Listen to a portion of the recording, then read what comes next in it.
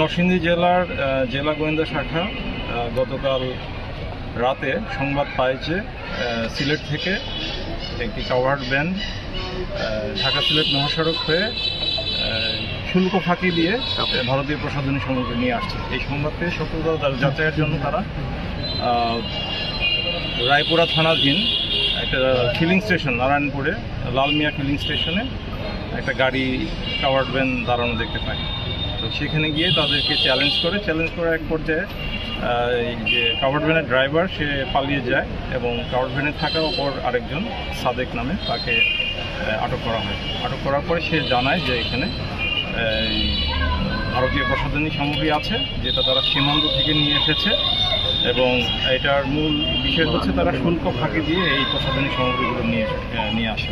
তো আমরা সেই কাভার্ড ভ্যান এবং তাকে আটক করে এটা আমাদের গোয়েন্দা কার্যালয়ে নিয়ে আসা হয়েছে। এখন আইনগত প্রক্রিয়া আমরা জব্দ তালিকা করব, এখানে দেখব কী মালামাল রয়েছে এবং সেই অনুযায়ী আইনগত প্রক্রিয়াধীন তাদের নিয়মিত মামলা রুজু হবে।